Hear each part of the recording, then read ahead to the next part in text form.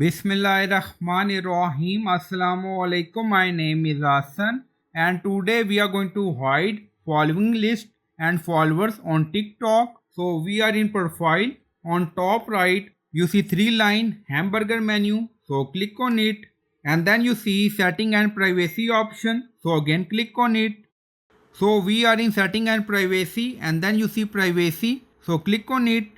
So we are in privacy section and we are going to hide following list and followers on TikTok and then you see following list everyone. Now select who can see your following list. Now select only you. If you select only you, other users will only see mutual friend. We select this option. Now following list hide only visible to you and then you see private account.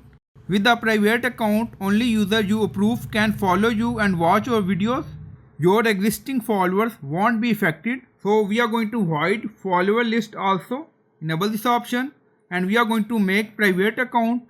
So in this way you can hide following list and followers on TikTok. So I hope you like this video. Please like, comment, share, subscribe. Thank you for watching.